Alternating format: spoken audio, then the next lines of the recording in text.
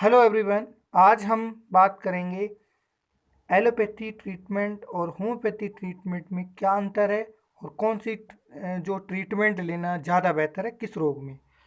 तो सबसे पहले बात करेंगे एलोपैथी ट्रीटमेंट के बारे में। एलोपैथी ट्रीटमेंट जो है ये सबसे ज़्यादा प्रयोग की जाने वाली पैथी है। ये पहले नंबर पे आप देख सकते हैं। दूसरा नंबर, एलोपैथी में जो इंजेक्शन का प्रयोग होता है इसके कारण ये सबसे तेज़ रिजल्ट देती है। फिर बात करते हैं बीपी और शुगर के बारे में। बात करें, बीपी, शुगर और माइग्रेन का इलाज इसमें कारगर साबित नहीं हुआ है। मतलब दवा खाएंगे आराम मिलेगा, उसके बाद में वो जो प्रॉब्लम है उसका रूट से समाप्त नहीं किया जा सकता है और नहीं होता है।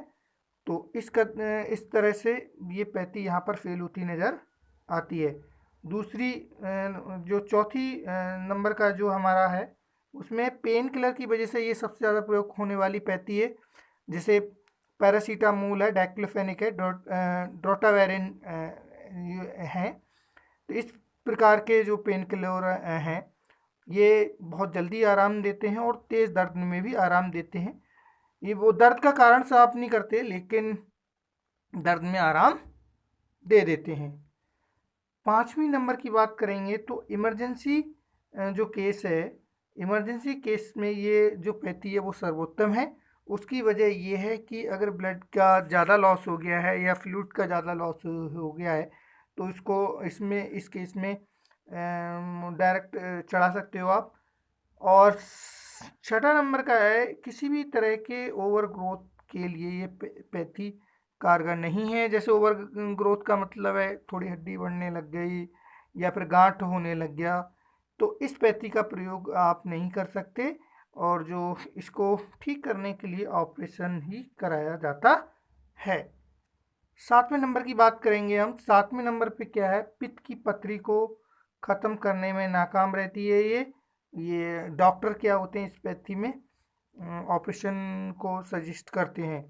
नंबर आठवीं बात है, एक दवा सिर्फ एक या दो बीमारी में काम करती है, ज़्यादा रोगों में काम नहीं करती है।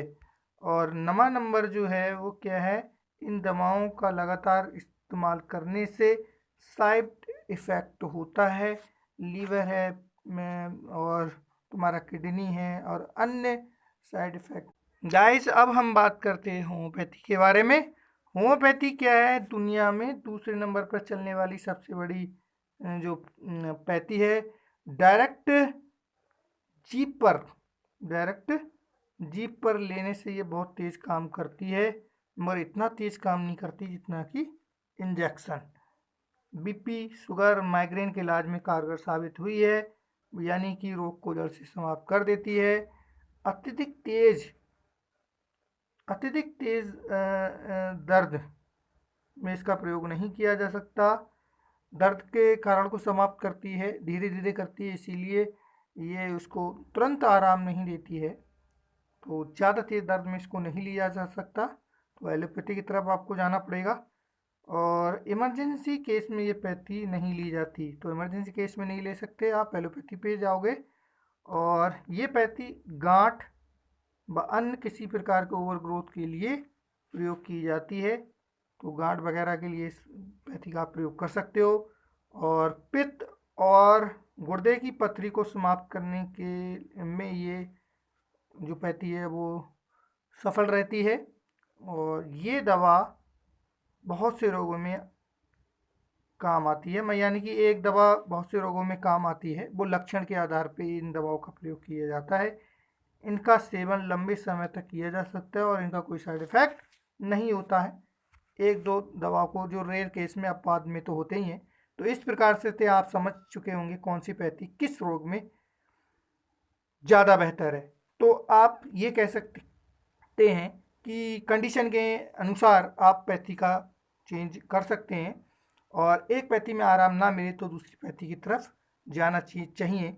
यही इसका कंक्लूजन है। धन्यवाद।